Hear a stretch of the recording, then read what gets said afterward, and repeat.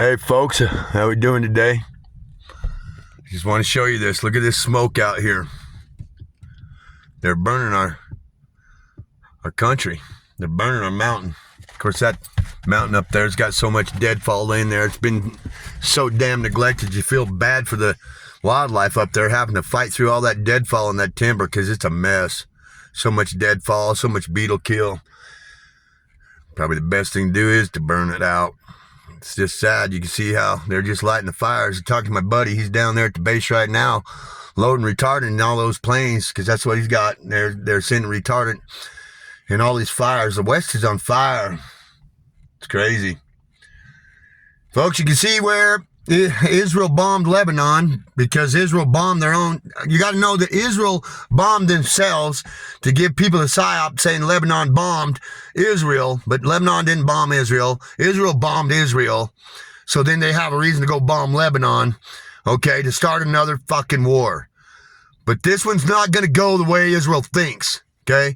Keep your eye on Turkey. Turkey's going to be the key to bring down NATO, okay? NATO's got to go.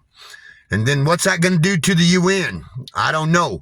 That's going to be a different one. I don't know if they'll remove the UN or if it'll be repurposed. You know, there's a lot of talk about what will happen with the UN. It's going to be interesting to see what's going on. But when they take down NATO and the UN, I guess all these religions will actually get their money back, because if you really track the money where religion has been, where you've been donating your money, and these religions that have sent the money over to calling it humanitarian aid to, you know, Ukraine and Israel and all these countries, the NATO, UN, go research the people that are involved in UN and NATO. Go find out what the hell they're into, and then you'll see why you don't want to be supporting that shit. But hey, a lot of people don't know, right? Every gossiping tongue will be silenced here.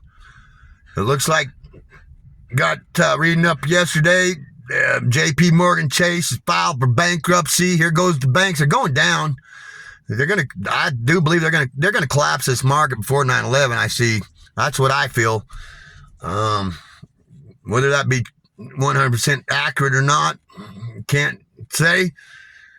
But the old Birdman, he come by last night. Had a good little chat with him last night at breakfast this morning. He's a very personal friend with Trump. Mel Gibson, he was a boxer. And with Don King and all the group there, he knows all Muhammad Ali and Joe Frazier and all these guys in boxing. And Trump was right in there with them. And he had a conversation with Trump right after the assassination attempt, and he told me some things that he talked about with Trump and Mel Gibson. And I keep track with Jeff, the old Birdman, on the phone there, and he's telling me stuff that these high-profile people are telling him. You know, his friends. These are his friends that he's known for a while. And this was the advice that Trump gave him, you know, when he went into that Madison Square Gardens one night, and Trump was the one that was sanctioning his fight with Don King. He says, you're going to go in there and you're going to kick his ass. There's going to be an after party. Just don't go to their parties. And that's where you're going to find out that Trump, you know, he has been to Epstein Island, okay? But when he found out what was going on at Epstein Island, he never went back. So how are you going to know what's going on there unless you go? And when you go find out, well, are you going to participate or not? That's the thing here. It's when you find out the truth, what are you going to do with this truth? You know, just like on the chat when I brought a lot of folks talking about the interest rates and the whole thing with the banks and everything. And I get it, you know, it's what you know. But we keep that alive. So that's when I brought up the topic of the discharge and set off, do the remittance on and your endorsements on your coupons and your statements and your contracts. Send them to the Treasury. People are doing it. Got a truck sitting right outside my house right now. We've done it. I can speak of this because I've actioned it. I got a lot of DMs from that little chat right there. And shit, I was only spoke about it for like 3 to 5 minutes. I don't know. And I got a lot of DMs of people wanting to know this. So people are interested now in actioning forward to get out of the central banking system. People are realizing that going out there in usury is what's got our world here today, where we can't even afford to live. Okay? But you can't get these people in religion to get out of that stupid dogma. And it's like this whole town. I tell you, man, it ticks me off.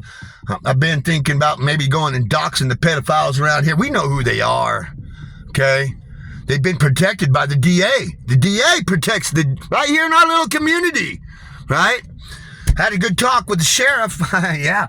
You know, I stood on my square behind the bar, did 60 days in jail just because I didn't have proof of insurance in my automobile. It's not the fact that I had insurance. It's the fact that I did not have insurance in the proof in my automobile. I did 60 days for that. That judge was wanting to make an example out of me.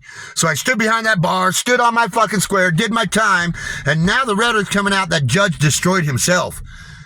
From what I understand from the sheriff, the judge won't even come out no more. And the undersheriff told me that when the new sheriff come in, the judge specifically told him to leave me alone. He does not want me in that courthouse because, well, his ego is really his demise now, because people are looking at him now with all this new information that surfaced, and now they see what I did. Okay, and now people are coming around. I got people in the last few days right here that have reached out to me, you know, and talking about this. And, you know, I realize it only takes one man in his courage to take that stand. Even if you're a one-man band, my God, take up the whole bandstand if you got to. But my grandchildren will be free. If it kills me, my grandchildren will be free. That's my purpose here, is to ensure that my grandchildren have a better chance and opportunity at this life than I did, you know, or my son. And going over there this past weekend and hanging out with my son and my grandsons and having this conversation and things like this, these kids are into it. These kids know. They're not speaking a lot of it, but they know. And why aren't they speaking a lot of it? Because they see their father being shredded by my own family, my own community. There's not a community out there. This society is satanic people, right? So we got to quit speaking into this society and start focusing on putting our frequency and our vibration, our word into our communities. Building those connections is how we bring back community and get away from this parasitic attachment. That's all you're being programmed in, the training. Religion is being dismantled. You see it. Because people are walking away from it. They're tired of the pedophile deacon club. They're tired of all these so-called clergymen that think they got this because, well, right now, you track your money in the Mormon church. And there's a guy that I finally got him to track his money, and he walked away last week. Finally walked away, and he says, look, man, my money's been going to big law firms to silence these victims from satanic ritual abuse from what they did under these temples. People are seeing this now. But yet there's still some that have that gossiping tongue that destroy peace. It's that gossiping, lying tongue that destroys peace, and that's why it's in the 10 Commandments that thou shalt not bear false witness against another. This is why. Because when you bear false witness against another with that gossiping tongue, you are removing peace from your environment, and you destroy peace. So you got to be mindful of what you speak, right? There's a lot of gossiping tongues that have destroyed the peace, and it's alarming how much of these gossiping tongues are in religion. This programmed dogma. But it triggers people, but I don't give a shit. Why? Because when you hit that trigger, that's how you start to bring change. Okay? Because people get sick of their trigger being hit, so sooner or later they got to sit down with their trigger.